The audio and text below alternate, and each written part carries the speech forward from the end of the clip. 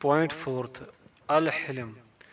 صحابہ کرام رضوان اللہ علیہم اجمعین رسول اللہ صلی اللہ علیہ وسلم سے علم اور تفقہ کے ساتھ آداب، حلم اور تحمل بھی سیکھتے تھے۔ ہند بن ابی حالہ رضی اللہ عنہ رسول اللہ صلی اللہ علیہ وسلم کی مجلس کے متعلق فرماتے ہیں کہ یعنی رسول اللہ صلی اللہ علیہ وسلم کی مجلس تعلیم و تعلم میں 4 باتیں سکھائی جاتی تھی: علم، حلم، تحمل اور بردباری، امانت داری، صبر۔ امام لیث بن سعد رحمہ اللہ اصحاب الحدیث کو مخاطب کر کے فرماتے تھے کہ تم لوگ علم سے پہلے حلم سیکھو۔ عبداللہ بن مسعود رضی اللہ عنہ کی اپنی شاگردوں کو نصیحت۔ عبداللہ بن مسعود رضی اللہ عنہ اپنے طلبہ سے فرماتے تھے کہ تم لوگ علم و حکمت کے چشمے بنو، رشد و ہدایت کے چراغ بنو، گھروں کے کمبل اوڑھنے بنو، رات کے چراغ بنو، دلوں میں جلا اور تازگی پیدا کرنے والے بنو، آسمان میں تمہارا ذکر خیر ہو اور زمین پر بالکل سادگی کی زندگی گزارو۔ سنن دارمی۔ طلبۃ العلم کو ایک جامع نصیحت۔ رجا بن حیوہ فرماتے تھے کہ اسلام بہت خوب ہو جاتا ہے جب اس کو ایمان اور اعمال صالح و حسنہ سے خوب مزین رکھا جائے، اور ایمان بہت خوب ہوتا ہے جب کہ اسے تقوی سے مزین کیا جائے، اور تقوی بڑی خوبی اور کمال درجہ کا اس وقت ہوتا ہے جب اس کو علم سے مزین کیا جائے، اور علم اس وقت نافع بن جاتا ہے جب حلم سے مزین ہو، اور حلم بہت ہی مفید اور بابرکت ہوتا ہے جب وہ رفق و لین سے مزین ہو۔ ابو العالیہ کہتے تھے کہ طلبۃ العلم جب کسی عالم کے پاس اس سے علم حاصل کرنے کے لیے جاتے تو سب سے پہلے اس کی نماز اور اتباع سنت دیکھتے، اسی طرح اس کی وضاقتہ اور چال و چلن دیکھتے۔ اگر اس کی نماز اور اتباع سنت اور وضاقتہ درست ہے تو اس سے علم لیتے۔ اسلاف امت تعلیم و تعلم کے ساتھ اس کے آداب و احکام اور اس کے تقاضوں کا پورا اہتمام و التزام کرتے، اور تعلیم و تعلم کے ساتھ تربیت و تزکیہ کا بہت زیادہ خیال رکھتے تھے۔ علماء اور طلبۃ العلم اپنے گفتار و کردار اور وضاقتہ چال و چلن میں اپنی شناخت رکھتے تھے، اور بقول شخص سے ہر لحظہ ہے مومن کی نئی آن نئی شان، گفتار میں کردار میں اللہ کی برہان کے مصداق تھے۔ اسی طرح رسول اللہ صلی اللہ علیہ وسلم کے فرمان اللہ کے محبوب بندے وہ ہیں کہ الذین اذا رؤوا ذکر اللہ تعالی، جنہیں دیکھ لیا جائے تو اللہ کی یاد آ جائے، کے مصداق تھے۔ مگر ایک عرصہ دراز سے علماء و طلباء کا بہت بڑا طبقہ ہے جس نے مختلف وجوہات و اسباب کے سبب اپنی ساری شناخت کو ضائع کر دیا۔ علم برائے علم رہ گیا، علم و علماء کے آداب، علماء و صلحاء سلف کا اسوہ اور سیرت حسنہ بالکل نظر انداز کر دیا گیا۔ وَاتَّبِعْ سَبِيلَ مَنْ أَنَابَ إِلَيَّ، سورۃ لقمان آیت نمبر 15، اور وَلَا تَرْكَنُوا إِلَى الَّذِينَ ظَلَمُوا، سورہ ہود آیت نمبر 113 کو بلا دیا گیا۔ زہد و تقوی کے بجائے دنیا داری میں مبتلا ہو کر کَلَّا بَلْ تُحِبُّونَ الْعَاجِلَةَ وَتَذَرُونَ الْآخِرَةَ، سورۃ القیامہ آیت نمبر 20-21 کے مصداق بن گئے۔ تو ان حالات میں اللہ تعالیٰ نے فضیلت الشیخ الدکتور بکر بن عبداللہ ابو زید رحمہ اللہ سے یہ خدمت لی کہ اس پرفتن دور میں انہوں نے حلیۃ طالب العلم نامی ایک نہایت مفید اور جامع کتاب لکھی، جس میں انہوں نے علماء اور طلباء کے آداب و احکام، تعلیم و تعلم اور طلب کے اصول و ضوابط بیان کیا ہے، جس کے ذریعے علماء و طلباء کو بھولا سبق یاد دلایا۔ اس کتاب کی اہمیت و ضرورت اور افادیت کا اندازہ اس سے لگایا جا سکتا ہے کہ علامہ ابن عثیمین رحمہ اللہ نے اس کی شرح فرمائی جو کتابی شکل میں موجود ہے۔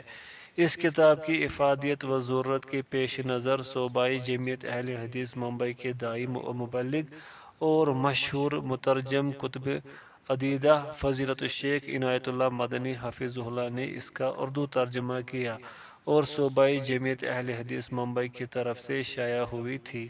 اب اس کا دوسرا ایڈیشن شائع ہونے جا رہا ہے۔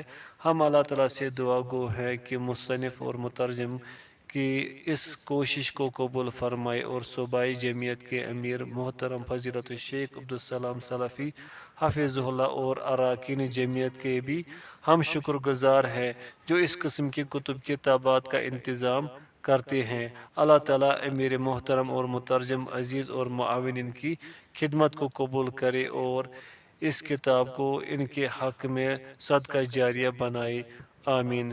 کتبہ ظفر الحسن مدنی۔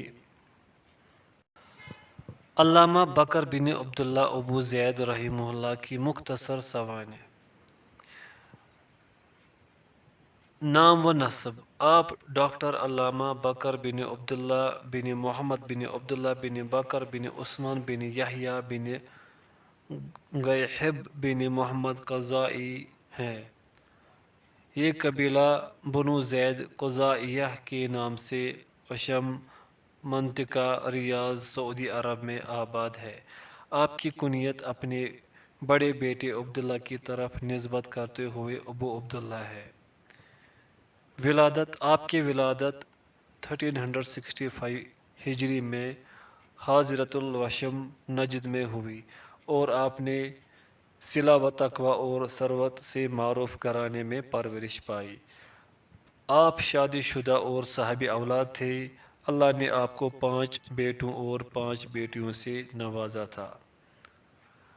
پرورش اور طلب علم: شیخ بکر ابو زید رحمہ اللہ نے ابتدائی تعلیم اپنے وطن وشم میں حاصل کی، پھر 1375 ہجری میں ریاض منتقل ہوئے اور کلیت الشریعہ تک کی پوری تعلیم کلیت الشریعہ ریاض میں حاصل کی اور اول پوزیشن سے کامیاب ہوئے، جو آپ کی ذہانت و فطانت کی واضح دلیل ہے۔ شیخ رحمہ اللہ نظامی تعلیم کے ساتھ ساتھ ریاض، مکہ مکرمہ اور مدینہ طیبہ کے مشائخ کے علمی حلقات اور دروس میں بھی شرکت کیا کرتے تھے، چنانچہ آپ نے وہاں کے علماء و مشائخ سے کسب فیض کیا اور پھر اخیر میں مدینہ طیبہ میں علامہ مفسر محمد امین شنقیطی رحمہ اللہ کے پاس 10 سال تک علم حاصل کرتے رہے، یہاں تک کہ حج 1393 ہجری میں ان کی وفات ہو گئی رحمہ اللہ۔ آپ نے 1400 ہجری میں المعہد العالی للقضاء سے شہادہ عالمیہ MA کی ڈگری حاصل کی۔ اس میں آپ کے رسالہ کا عنوان الحدود والتعزیرات عند الامام ابن القیم الجوزیہ تھا اور پھر 1403 ہجری میں شہادت عالیہ ڈاکٹریٹ کی ڈگری حاصل کی۔ اس میں آپ کے رسالہ کا عنوان احکام الجنایہ علی النفس و ما دونها عند ابن القیم الجوزیہ تھا اور آپ کے رسالہ کی مناقشین میں بقیت السلف علامہ شیخ صالح فوزان حفظہ اللہ بھی تھے۔ علمی و دعوتی اسفار: شیخ بکر رحمہ اللہ نے طلب علم کے لیے داخل ملک مکہ مدینہ ریاض کے سفر کے علاوہ دنیا کے کئی ممالک کا بھی سفر کیا، جن میں مصر، اردن، کویت، برونائی، امارات، بحرین، قطر، عمان وغیرہ قابل ذکر ہیں۔ اساتذہ: آپ کے نمایاں اساتذہ میں شیخ قاضی صالح بن مطلق رحمہ اللہ، سماحت الشیخ عبدالعزیز بن عبداللہ بن باز رحمہ اللہ اور سماحت العلامہ المفسر محمد امین شنقیطی رحمہ اللہ ہے۔ ان کے علاوہ آپ نے قیام مدینہ کے دوران محدث المدینہ شیخ حماد بن محمد الانصاری رحمہ اللہ سے اور ان کے مکتبہ سے بھی کافی استفادہ کیا۔ شیخ حماد رحمہ اللہ، شیخ بکر رحمہ اللہ اور ان کے علمی شوق اور جد و جہد کی بڑی تعریف کیا کرتے تھے اور انہیں اپنا خاص شاگرد کہتے تھے۔ شاگردان، آپ کے شاگردان کی تعداد وسیع ہے کیونکہ آپ نے مسجد نبوی میں تدریس کے فرائض انجام دیے۔ المعہد العالی للقضاء میں بھی پڑھایا اور اسی طرح کلیۃ الشریعہ جامعۃ الامام محمد بن سعود الاسلامیہ ریاض میں بھی آپ مدرس رہے۔ ان تمام جگہوں پر طلباء کی بڑی تعداد نے آپ سے علم حاصل کیا۔ یہ تمام آپ کے شاگردان ہیں۔ دروس، فتاوی اور قضاء، آپ نے مسجد نبوی میں 10 سالوں تک حدیث اور فرائض وغیرہ کی کتابیں پڑھائی۔ اسی طرح المعہد العالی اور جامعۃ الامام میں بھی تدریس کے فرائض انجام دیے۔ سن 1412 ہجری میں شیخ کی بابت شاہی فرمان جاری ہوا اور آپ کو دائمی کمیٹی برائے افتاء اور کبار علماء بورڈ کا ممبر متعین کیا گیا۔ چنانچہ اس وقت سے لے کر وفات تک آپ نے کمیٹی اور بورڈ کے ممبران کے ساتھ رہ کر ٹھوس علمی فتاوی صادر فرمائے۔ یہ فتاوی عقیدہ و عبادات، معاملات، نکاح و طلاق، دعوت و جہاد، ادعیہ و اذکار، اخلاق و عادات، حکم و سیاست اور دیگر تمام موضوعات کو شامل ہے۔ فجزاہ اللہ خیرا۔ منصب قضاء و فیصلہ، سن 1388 ہجری میں جب شیخ بکر ابو زید رحمہ اللہ کلیۃ الشریعہ سے فارغ ہوئے تو آپ کو مدینہ طیبہ کے محکمہ عامہ کا قاضی متعین کیا گیا اور آپ سن 1400 ہجری تک اس عظیم اور باوقار منصب پر فائز رہے، یہاں تک کہ آپ کو وزارت العدل ریاض کا وکیل متعین کیا گیا۔ آپ نے ان تمام مناصب کو کما حق پوری امانت کے ساتھ نبھایا۔ علمی مقام و مرتبہ، اللہ عز و جل نے شیخ رحمہ اللہ کو علمی طور پر بڑا بلند مقام عطا فرمایا تھا۔ اس کی دلیل آپ کے وہ علمی مناصب ہیں جن پر آپ فائز ہوئے۔ چنانچہ 1384 ہجری میں آپ مدینہ طیبہ منتقل ہوئے اور جامعہ اسلامیہ کے مکتبہ عامہ کے امین عام کی حیثیت سے خدمات انجام دیا۔ 1388 ہجری میں کلیۃ الشریعہ سے فارغ ہوتے ہی شاہی فرمان کے ذریعے آپ کو مدینۃ الرسول صلی اللہ علیہ وسلم کے محکمہ کا قاضی متعین کیا گیا اور 12 سالوں تک آپ اس منصب پر فائز رہے۔ 1390 ہجری میں مسجد نبوی شریف کا مدرس متعین کیا گیا اور 1400 ہجری تک آپ نے اس ذمہ داری کو بخوبی انجام دیا۔ 1391 ہجری میں شاہی فرمان کے ذریعے آپ کو مسجد نبوی کا امام و خطیب متعین کیا گیا، جس پر آپ 1394 ہجری کے آغاز تک فائز رہے۔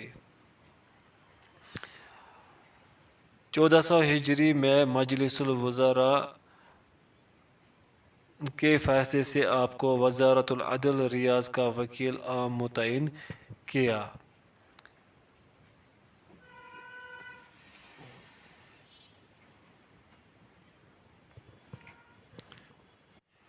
گیا، جس پر آپ 1412 ہجری تک فائز رہے اور پھر شاہی فرمان سے آپ کو مزید امتیازی مراتب پر فائز کیا گیا۔ چنانچہ دائمی کمیٹی برائے فتویٰ اور کبار علماء بورڈ کا ممبر نامزد کیا گیا۔ 1405 ہجری میں آپ کو شاہی فرمان کے ذریعے عالمی اسلامی فقہ کونسل میں مملکت سعودی عرب کا نمائندہ متعین کیا گیا اور پھر آپ کو اس کا صدر بھی منتخب کیا گیا۔ 1406 ہجری میں فقہی کونسل رابطہ عالمی اسلامی کا ممبر متعین کیا گیا۔ شیخ کی امتیازی خصوصیات، شیخ بکر ابو زید رحمہ اللہ 3 خصوصیات کے سبب اپنے دور کے علماء اور ہم جولیوں سے ممتاز تھے۔ پوائنٹ فرسٹ، علمی تحقیقات، دقیق بحوث اور ریسرچ پر آپ رحمہ اللہ کی نادر نادر ویگانہ قدرت و صلاحیت اور اس کے تئیں آپ کی ذاتی دلچسپی کہ اس سے کوئی علمی ڈگری یا منصب و وظیفہ کی ترقی مقصود نہ تھی، اور آپ کی یہ صلاحیت کسی ایک علم یا فن تک محدود نہ تھی بلکہ مختلف علوم و فنون کو شامل تھی، جس پر آپ کی نایاب تحقیقی کتابیں، مدلل ریسرچ اور مخالفین منہج سلف پر مسقط ردود شامل شاہد عدل ہے۔ پوائنٹ سیکنڈ، زبان و بیان پر بے مثال قدرت۔ چنانچہ آپ کی کتابیں زبان و بیان کی بلاغت و فصاحت، حسن تعبیر، الفاظ کے حسن انتخاب، ادبی تاثیر اور غیر ضروری تطویل اور غیر مخل اختصار کی خصوصیات سے آراستہ ہیں، اور آپ کی اس خوبی کے آپ کے ہمجولیوں کے علاوہ کبار علماء مثلاً علامہ ابن باز اور علامہ ابن عثیمین رحمہ اللہ بھی متعارف تھے۔ پوائنٹ تھرڈ، شیخ رحمہ اللہ کا تیسرا امتیاز بلکہ منقبت یہ ہے کہ جب آپ کی زیر نظر کتاب حلیت طالب علم منظر عام پر آئی تو علمی حلقوں میں اس کی بڑی پذیرائی ہوئی، یہاں تک علامہ ابن عثیمین رحمہ اللہ کی جیسی بلند پایہ علمی شخصیت نے اس کی شرح فرمائی، جبکہ عام طور پر ایک بڑے عالم کا اپنے سے کم عمر عالم کی کتاب کی شرح کرنا خلاف معمول ہے۔ بہرحال جہاں یہ چیز شیخ بکر ابوزید رحمہ اللہ کی منقبت ہے، وہیں اس میں شیخ ابن عثیمین رحمہ اللہ کی بھی فضیلت و منقبت ہے، بطور کہ یہ آپ کے تواضع و انکسار سلامت صدر اور مسلمانوں کے لیے جذبہ نصح و خیر خواہی کی واضح دلیل ہے۔ فجزاہم اللہ خیرا۔ تالیفات و تحقیقات۔ شیخ بکر ابوزید رحمہ اللہ کی تالیفات، تحقیقات اور آپ کی سرپرستی میں ہونے والے علمی کاموں کی تعداد 85 سے متجاوز ہے۔ سامعین کرام، ان کتب کو ہم یہاں حذف کریں گے۔ وفات۔ آپ نے طویل علالت کے بعد بروز منگل بوقت صلاۃ عصر 27 محرم 1429 ہجری کو ریاض میں وفات پائی۔